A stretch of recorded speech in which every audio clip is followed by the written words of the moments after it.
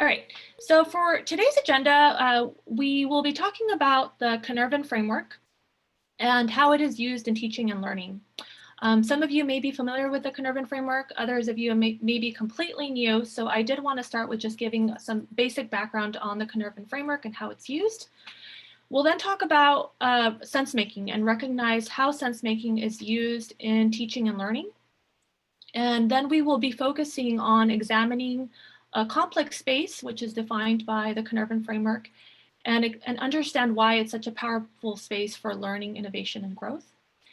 And then at the end, we will apply the Cynefin framework to understand transdisciplinary thinking and why it's important to offer transdisciplinary thinking in education, and also using it as a guide to disrupt education that is no longer as useful for students. So those are our objectives for today. And to give you all just a very high level background of Cynefin, the Cynefin framework is a framework that was developed by Dr. David Snowden several years ago, and it's used in many different settings to this day. I encourage you to refer to some of the resources that are linked in the bottom of the slide deck that we'll share after the meeting if you want to learn more about the origins and the functions of Cynefin. But just generally, Cynefin is a heuristic framework that helps us work in complex environments and is used for problem solving and to help us with decision making. And we can intentionally use it in the design of teaching and learning to really develop optimal spaces for learning. And it's also a great tool to use for educational leadership. This framework is not objective, so that's really important to keep in mind. We don't use it to describe situations. We more use it to understand how we make sense of our situations and how we make sense of the spaces that we find ourselves in. And as part of this presentation, we'll learn about these sense-making spaces, and Cynefin defines them as obvious, complicated, complex, chaotic, and then there's a middle space called disorder. So we'll talk more about these different spaces in a couple minutes, but just keep in mind that as we move along in this presentation, these spaces are really ways for us to recognize where we are, and also based on the signals that we get, which is defined by these spaces. So let's just first talk about sense making. And the easiest way I understand sense making is when we think about it in terms of moving. And it's probably something we can all relate to. We've all, and maybe not all, but most of us have at least one day moved. And this first image is of someone moving from their home for the 10th time. So, you know, they're accustomed to moving, they've moved before, they're used to change, and they have some predictions as far as how this move will work out for them. They also have some order in how they're moving. So as you can see, there's labels on their boxes, and there's someone that is helping them move. So for this individual who's moving, they may find themselves in a more comfortable environment working in a complex or complicated space, because it's not completely unpredictable. It's a space that they're comfortable in, even though it is changing. The second image is of someone who has lived in their house for 30 years, and this is their first time moving. So they're not used to change. They have no clear understanding or prediction of what that might look like. So for them, they might find themselves in a chaotic space, because these things that are changing for them are changing too fast, and they cannot make sense of them. And that's really how it's easiest to define sense making. You know, the individuals on the right, their sense making allows them to be in a more complicated, complex space where they are still in control, versus in a chaotic space, a person really cannot make sense of what's happening, and the changes are happening too fast. And we find ourselves in overwhelmed in a box or underneath a bunch of boxes, right? So that's how we can think of sense making. And in order to understand Cynefin, you really have to consider the order of spaces. And for sense making, we look at these different spaces to make sense of our order. And we think about order in terms of systems. So looking at our system of interest and the agents that are involved in our system helps us define our order. In linear order, we're usually in obvious and complicated spaces. In these spaces, our system is fully constrained, so we have boundaries surrounding it. There's agent behavior that's very predictable, and there's also repeatable outcomes. So there's a very defined and linear order. In the other two spaces, complex and chaotic, it's a nonlinear order. So these spaces are still sort of constrained, but there's agents that are constantly modifying the system. For complex systems, the change is unpredictable. And this is usually due to emergence of different behaviors, both negative and positive. And in chaotic system, there is really no understanding of the cause and effect between the system and the agent. So it's completely random, unconstrained, and very difficult to sustain. So the difference between these spaces is that there is a very nonlinear process as far as how we organize the order of these actions. And in the disorder, which is the middle space, as you can see in the very middle of this quadrant, is a place where we really don't know how to assess it. There's really no predictability at all, and there's really no way of telling us which space we're in. So we're in complete disorder. Another differentiating factor for the Cynefin framework is the rate of change. And the rate of change affects how quickly we make sense of things to make decisions. For when your rate of change is 0, which is where we start in the obvious space, there is really nothing that's changing. It's all completely constant. Like even the example of moving would not be considered to be in this space, because when you move, there is change. So this is when you're just sitting in your home and kind of on autopilot. There's really no changes that are occurring. Once you start moving counterclockwise in this diagram, your change starts occurring. When you have steady change, you move into a complicated space, but the order is still linear.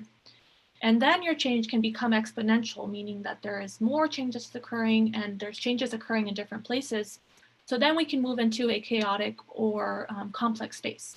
And your order again is nonlinear. When your rate of change is unknown, we find ourselves again in this middle space where we don't understand and have no ways of assessing where we are in our environments. So now we will go into Cynefin and each of these spaces a little more thoroughly, so you kind of get a sense of how teaching and learning fits into our spaces. Cynefin, we'll start with the obvious space, and in the obvious space, you have no changes that are occurring. Things are fully stable, predictable, everything is known. So we have a really strong sense of control, and this is because there are rules to follow or very deep ingrained habits that we follow in this process. And everything is known, so there's really no open for questioning. We usually have very conditioned minds, and we go into thinking in autopilot. So this is why we call it the obvious space, because there's really nothing that's occurring that is completely new to us. It's a very obvious space to be in. And for learners and teachers in this space, we feel that we know everything. There's really no cognitive turbulence or dissonance, meaning that there's really nothing for us to disagree or question. We follow very established norms. It's fully stable, very predictable, very safe, and we understand the rules and boundaries. So it's a very comfortable environment to be in, and we are very vulnerable to falling into sense making that's very habituated and very conditioned. And in this space, what happens is we fall into kind of these ways of reacting in this space. So when we're in the obvious space, we first observe our environment. We find the rules that support being in this environment, and then we respond by implementing the rules because we have rules to follow. A very easy example is, when you're driving and there's a traffic light that is red, the rule is when it's red, you stop. So you follow and implement the rule and you apply your brakes and you stop. So there's really nothing to question here. In a school environment, you can go to class, you categorize your school as, a reason that you need to do to pass your test. And your response is, you then fall into like an anxiety of knowing that in order to pass your class, you do have to study for your test and go to school. So I wanted to take a quick pause, and then before we move on to our next phase, and if you want to send your thoughts in the chat box, or if you want to just think about them or write them down on a piece of paper, can you think of any examples of being in the obvious space, and what are some potential problems in teaching and learning when it comes to being in the obvious space? And I'll give you all like just a minute or so, so we can finish on time. If you don't have any specific answers, don't worry. But if you do have some thoughts to share, feel free to send them in the chat.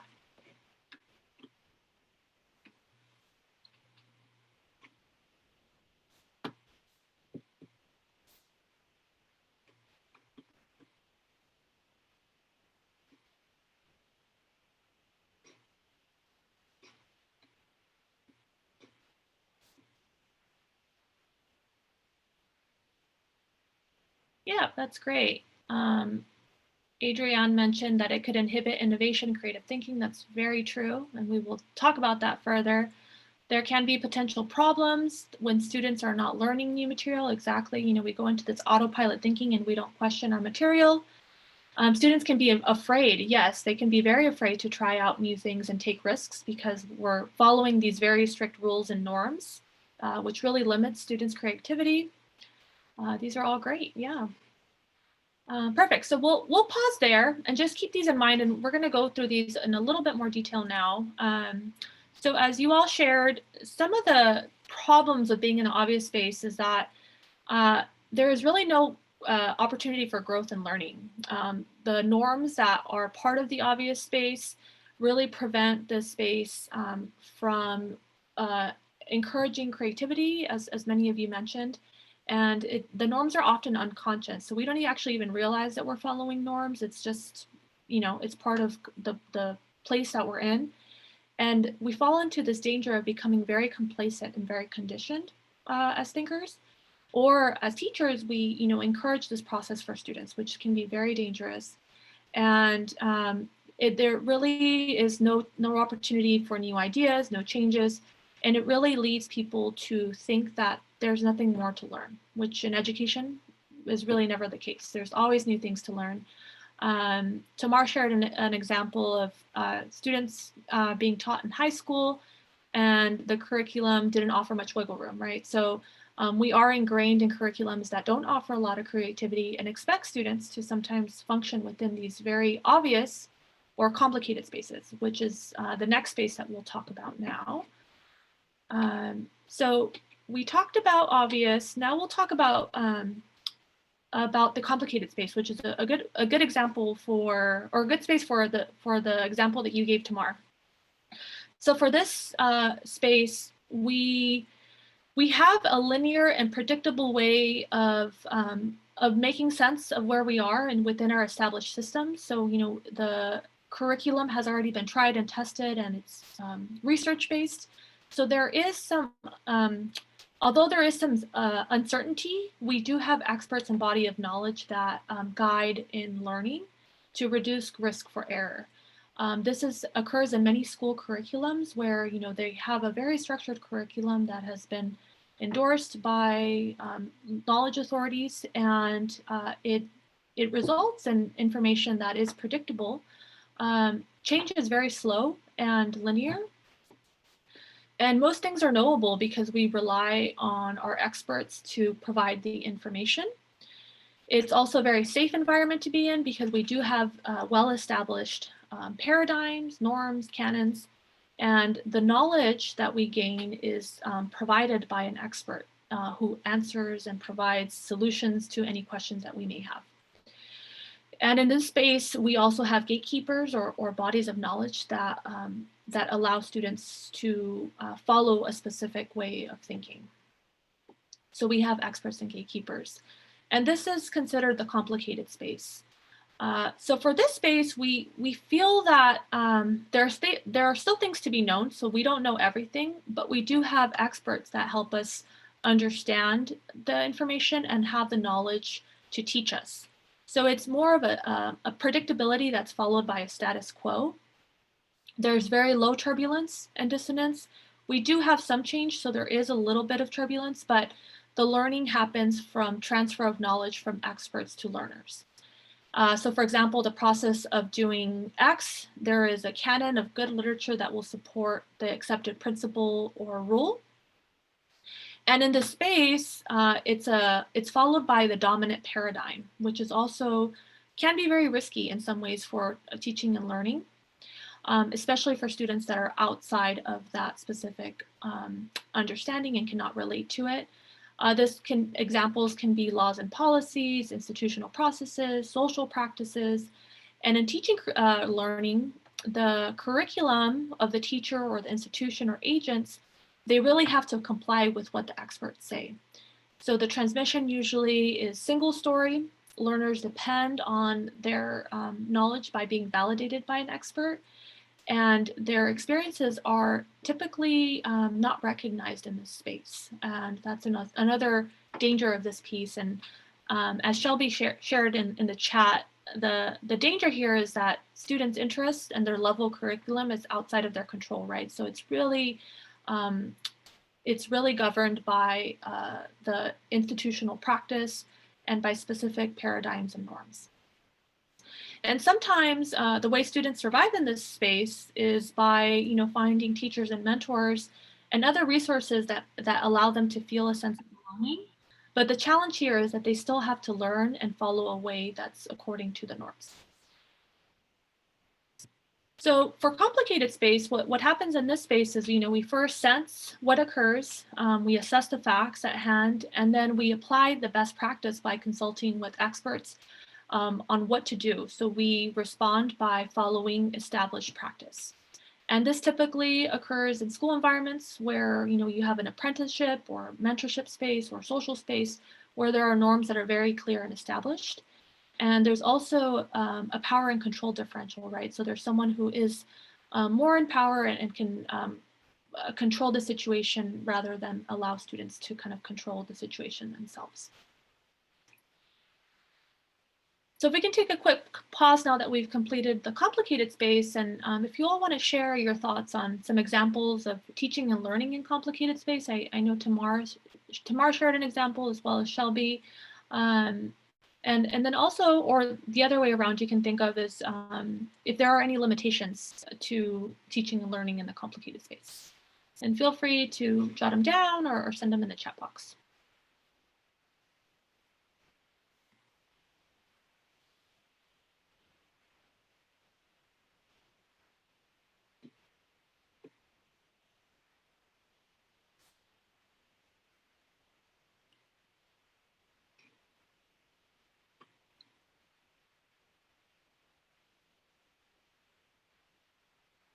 Yeah, Tamar, you gave a really good example. So Tamar's example was her dissertation committee. She had a faculty member who was an expert and offered support and knowledge. So, we're following very specific, especially in the dissertation process. That's actually a really good example because we do follow very specific paradigms and canons and theories on how knowledge should be developed and are guided by experts. Adrienne gave an example of a little room for building. There's little room for building new knowledge. Yes, exactly. It's still there is more knowledge building than in the obvious space, but there's much less room. Shamini shared that there's an interesting tension between the guidance of an expert. Very true. So, there is an expert who is guiding the learner, but the learner may come with different ideas that might question the expert, so that can result in tension. Yep, Adrienne gave an example of structure can help framing learning. So there's definitely a lot more structure in this space because it's governed by, specific paradigms and canons. Cage also gave a good example. Students lose out in figuring out things on their own. Exactly. So there's really not a lot of autonomy on students. It's really governed by how experts feel. These are all great. So keep thinking about that. But this is the next space, which is complicated. Thank you all for sharing your thoughts. So for complicated, as many of you shared, some of the potential problems is that we become overly dependent on our experts. and give a lot of credence to our experts and not really think about other ways to be innovative, to think outside the box, and other potential alternatives. So students can fall into this space when they don't have the proper learning environment. Another thing that occurs in this space is paralysis by analysis, where experts can stall in being able to think outside the box because they're stuck in analyzing a situation based on their own established tools. So when the situation is too complex and they are only following their specific area of knowledge and their specific discipline, they can be stuck in analyzing the situation. There's also a lot of innovation barriers because we are following established norms and paradigms that can be rejected by gatekeepers. So if the idea is outside of what is believed to be true, it can be rejected by the gatekeeper or by the expert. And it also results in a lot of paradigm silos. So we, in this space, the experts really hang on to what they believe is correct according to their own discipline and social paradigms, and they reject any other frameworks. So it really prevents us from crossing boundaries and engaging with other perspectives. It can also result in alienation. So people who are coming from the outside and don't understand the paradigm or curriculum may suffer from an imposter syndrome or alienation. So it's definitely not the best place to be in for teaching and learning, but there is some learning that's involved. So I did want you all to understand that space and help me kind of identify some of the gaps in being in this space. And Adrienne shared that it's a good place to start, but then build, doing a comparative analysis of critical thinking skills. Yeah, that's great. And actually, that's a perfect segue to talking about, well, actually, before we get there, one other point that I wanted to make is some of the problems with these two spaces. So we've talked about the simple or obvious space and the complicated space. And in thinking about these spaces, some of the challenges of operating and teaching and learning in these spaces is that there is a legacy system that's paved the way for standards that students are supposed to follow. And if these standards or curriculum do not share the cultural capital of the students that are learning, they don't have the background to connect with this curriculum, it could really prevent students from being able to find meaningfulness in the curricula that they're learning. So for example, in the study of literature or STEM subjects or connecting to their lives, students may experience alienation and marginalization when they're not able to apply it directly to their own environments and their own struggles and upbringings. So there are some challenges in being able to learn and function within these spaces. It also really prevents from having different abilities, needs, and goals. Traditional curriculum may really be limiting to students and encouraging them to develop lifelong learning skills, being agile to changes, and really thinking in plural ways. So they're not really able to really challenge a lot of these paradigms, which is the piece that is very limiting in these two spaces. And going to Adrienne's point, which is really important, so we will now move into the complex space. And in complex space, this is where we start building on things that are unknown. There's a lot of new emergences of information. There is a high level of uncertainty, and there is a very fluid process as far as how things are changing. We're in a territory where we accept that we don't understand everything and that some things might not work. So there's really a cause and effect and retrospective experience that occurs where you really have to test things out and understand what works best. It is an unstable environment and not a predictable environment. So there are many opportunities for risk and failure, but it's also a place where learning really occurs, and we'll really focus on that in the next slides. But in this space, what many people will, both teachers and learners may experience is cognitive, social, and emotional dissonance, because there's a lot of unknown in this space.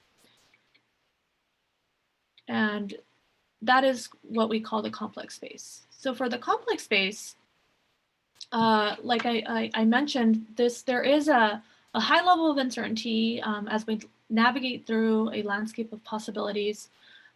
We're not always feeling as great because we may be socialized to not be comfortable with instability and in having the opportunity to have errors that are acceptable.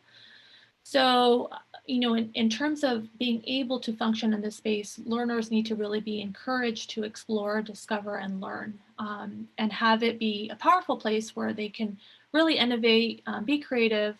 And this is where there is this revolution of change and paradigm shifts as far as how we can move education to be more transformative and to really allow for there to be shifts in perspectives, knowledge, and practice.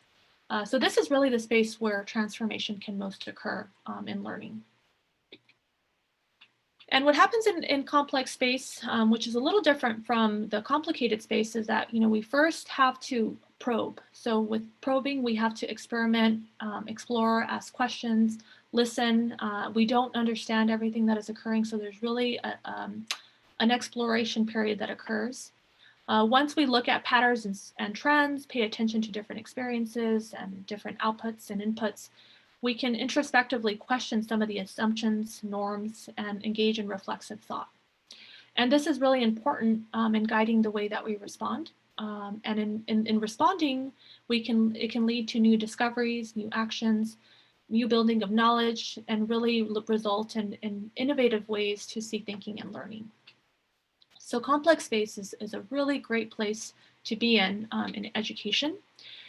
And it is essential for learning and teaching, leadership, research, a lot of different areas, especially these days when we have so many changes that are occurring every day.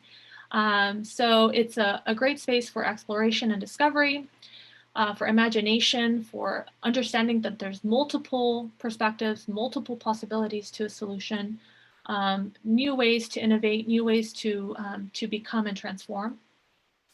We accept new perspectives, and there's a lot of rising skills that are critical to be in this space. So these include having a growth mindset, being self-determined, having social emotional capacities, and learning how to learn. So these are all skills that students need to develop to be able to flourish in this space.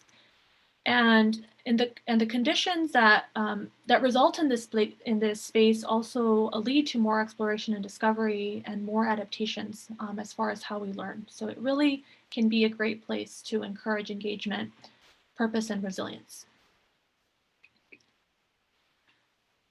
So with that, I wanted you all to take a pause and think about some ways that you can support learning and flourishing, either for yourself as a student, things that you would like to see changed, or as an educator, what are some areas that would support learning and flourishing in the complex space? If you all want to send those in the chat or write them down, or we can also talk about them at the very end. I'll give you all about a minute or so.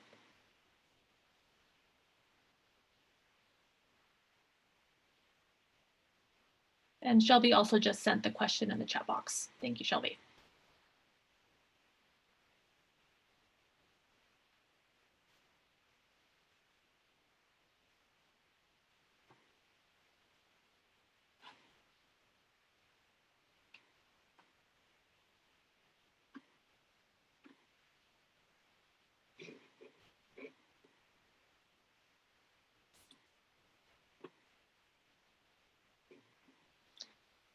Yeah, that's great, Tamara. So Tamara mentioned processing and thinking, definitely a place for a lot of processing, a lot of thinking. Problem solving is definitely very important.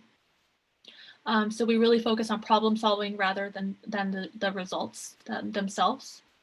Very good point, Amanda.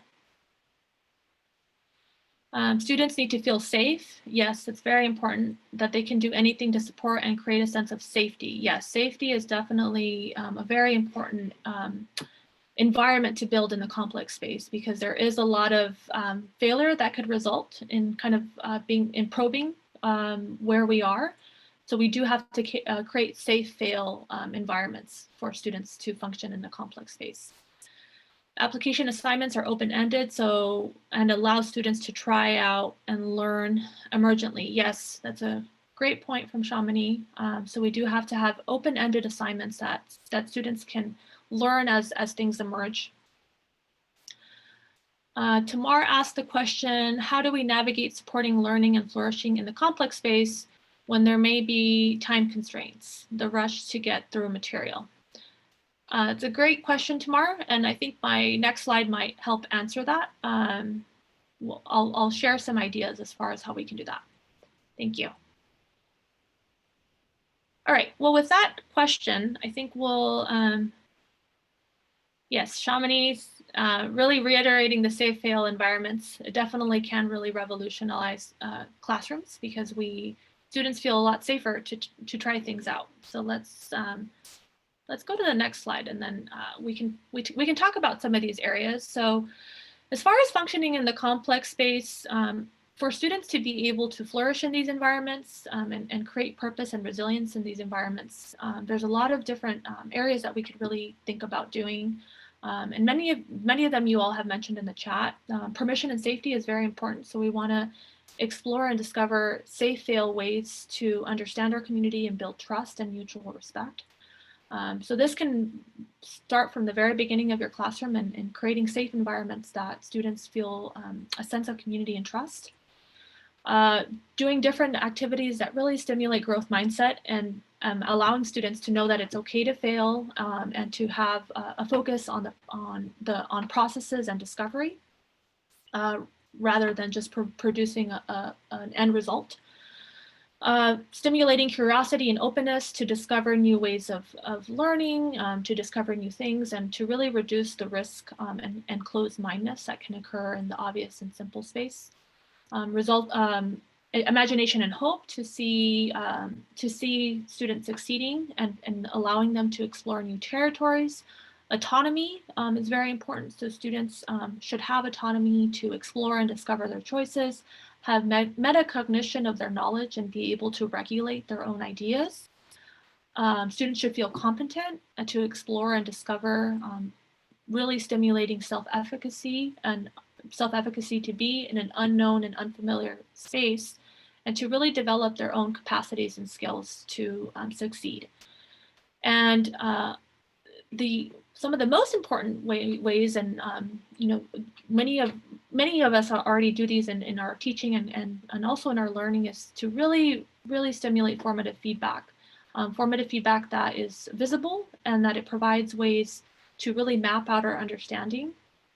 A great way to do this is by scaffolding and providing guidance to help us feel competent and build autonomy.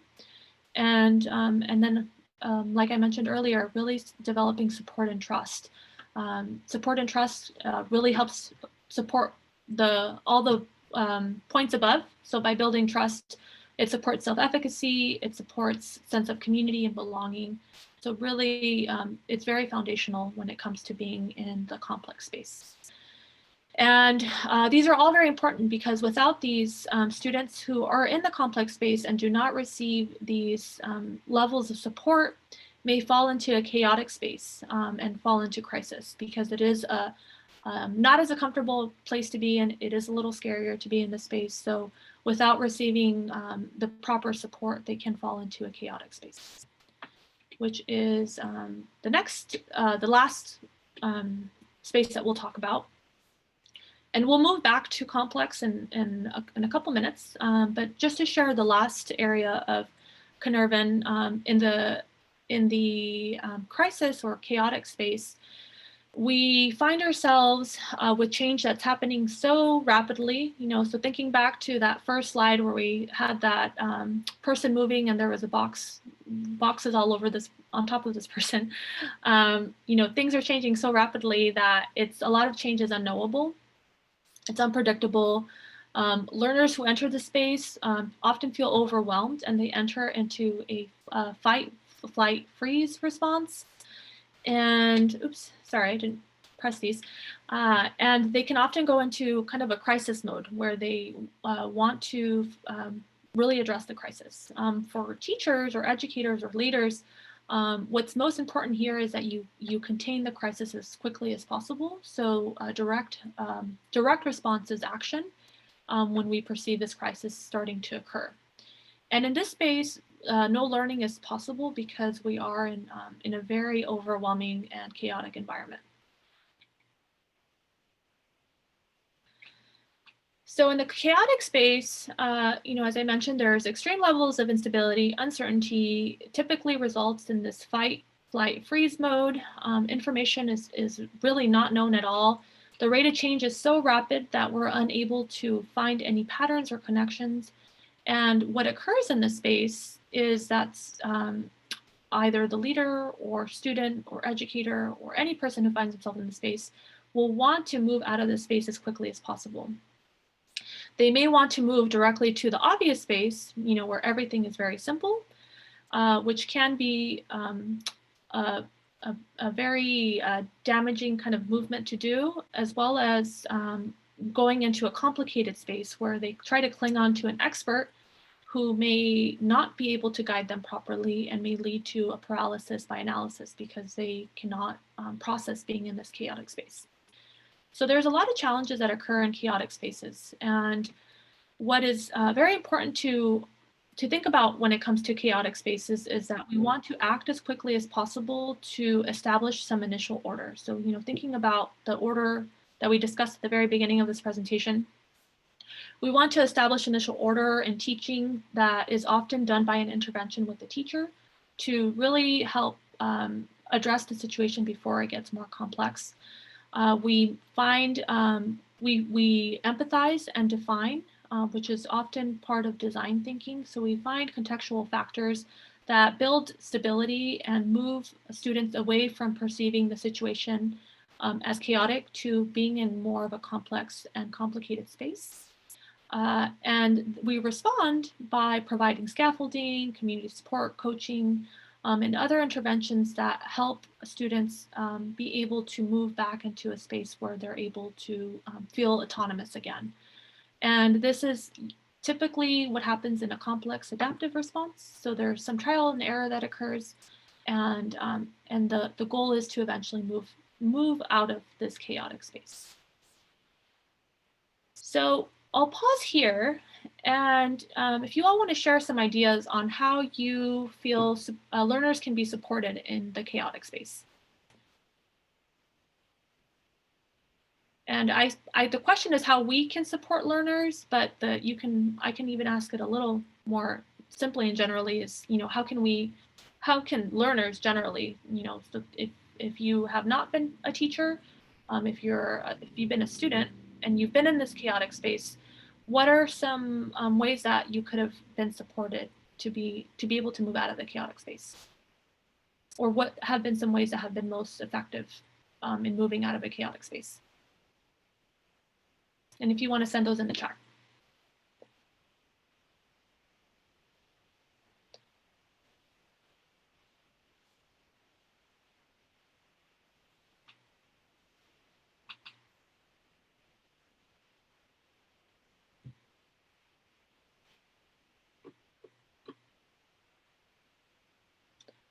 All right, so as just looking at time now, I'm gonna just jump to some of the potential responses, but feel free to also send them in the chat as we move along.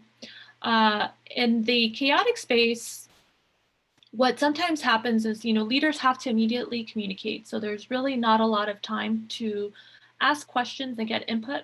We really have to follow trust. So usually in a chaotic space, it's really important to establish trust in the very beginning before this crisis occurs, and then respond by developing an agility to respond.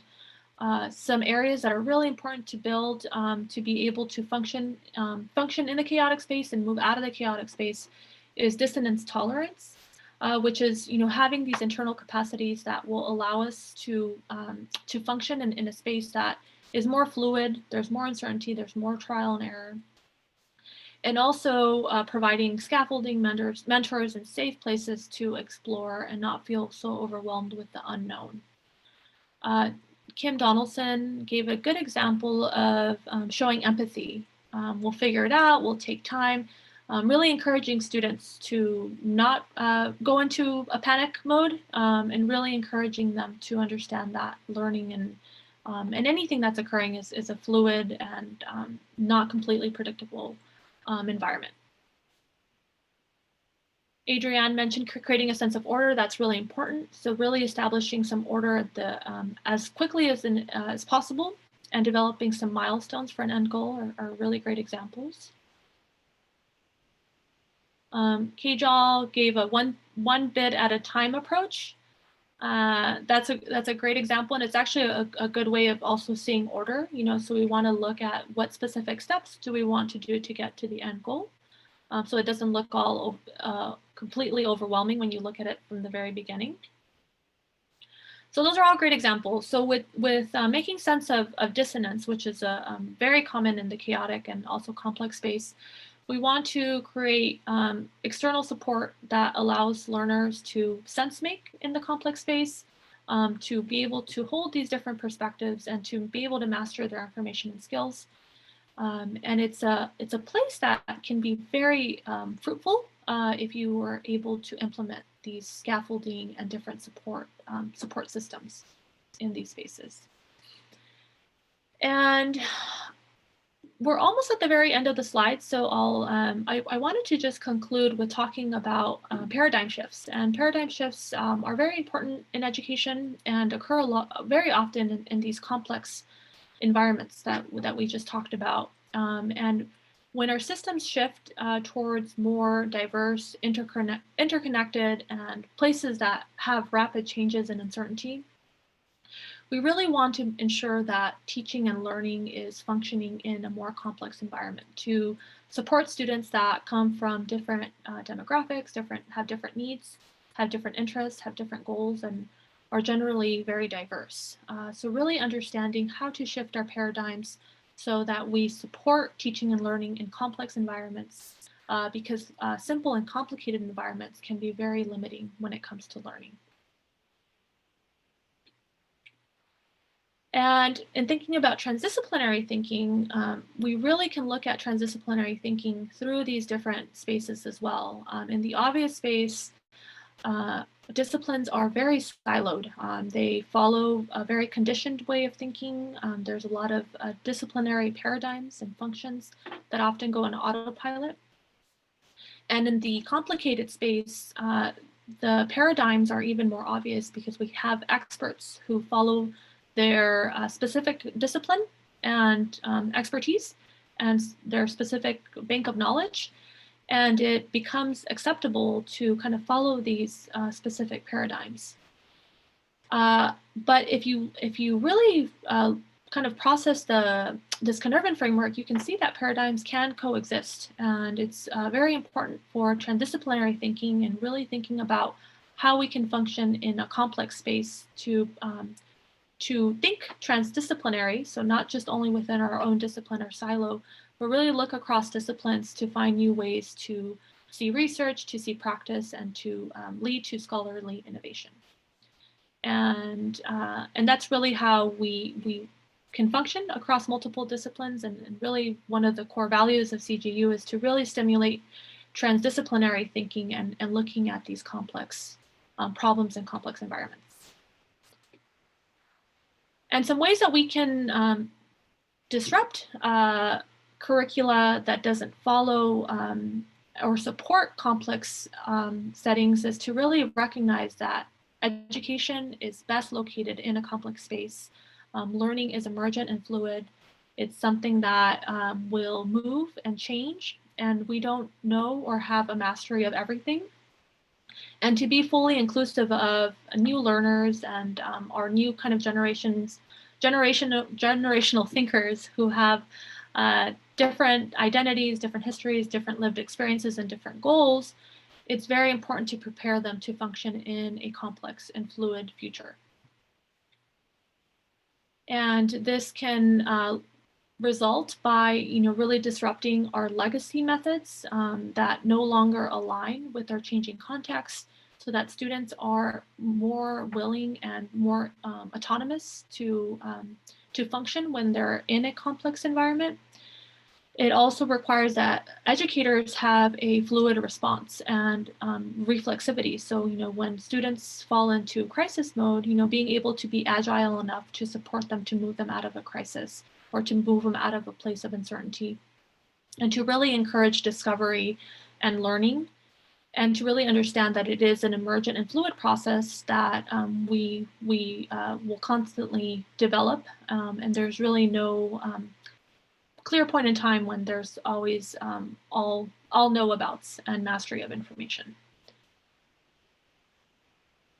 And with that, I wanted to just conclude with giving you all one quick last reflection. And the reflection thought is and you can just write this down for yourself, or if you want to share some ideas, you feel free to just send them in the chat box, or we're also going to unmute our mics in a couple minutes. So just think about this idea. How can we positively disrupt obvious and complicated spaces, which, as we've talked about today, are not as conducive to learning, and create a rich and complex learning environment? So I'll give you all about 2 minutes to think about that. We're about 10 minutes before the end. So as you all think about that, I did want to also just inform you that our slides will be emailed. So if you want to refer back to the slides, feel free to check them out on our website. And we will also have a recording of this presentation on the website. If you have further questions, feel free to use our services, including consultation, future webinars. I'm sure we'll talk about Cynefin again very soon. And then other teaching resources, including our teaching certificate, where you will get a very strong foundation on Cynefin and how it's used in teaching and practice. We are on many different websites and social media, so feel free to connect with us on LinkedIn, our LinkedIn page, our Instagram, Twitter, Facebook. And I included some resources that I encourage you all to check out if you're more interested in Cynefin. And then Shelby just shared our full survey. So if you all can please complete that survey for us, it would be very helpful. And I also want to share a quick poll survey before we go into discussion. So I'm going to launch the survey. It's a 3-question survey, and then there is one more question that we would like for you all to share in the chat box. You can send it privately to me or Shelby if you would like. So I'm going to just launch the first poll questions, and then if you can send that last question in the chat box.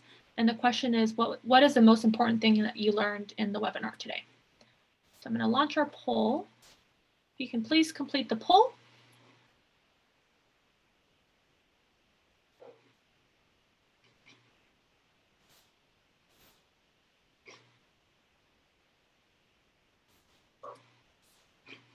Can everyone see the poll? Okay.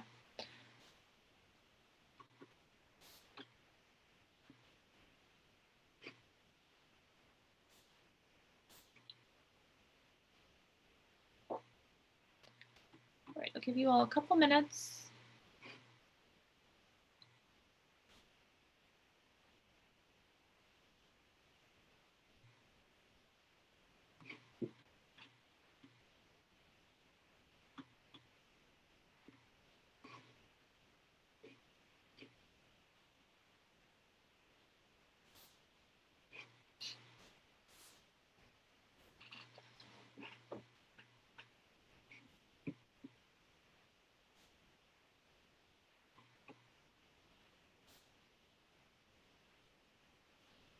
All right, I think we have all votes. I'm going to end our poll. Does anyone need more time? I think we should be okay. All right, so I'm going to end our poll. Great, so thank you all for contributing. It seems that most of you found this highly useful or moderately useful. It's great to see diversity of different students in our students or faculty or attendees in our group. And also a lot of different ways that we're hearing about these webinars. So thank you all for sharing your thoughts. And then also, if you don't mind sending your questions in that last question, if you can send it in the chat box, please. And then lastly, if you could complete the full survey in the link that shall be shared. Tamar had a question. All right, seems, oh, sorry, Tamar. Yeah, we will look into that. All right, so we have a couple we have about 5 minutes left, so you all are welcome to stick around. I'll go back to our reflection question because I think that might help guide any questions or discussion that you all want to have for the last couple minutes. And I also encourage all of you to remove your mic. There's a small group of us, so feel free to turn on your mic. And if you have any questions or thoughts you want to share, feel free to do it now.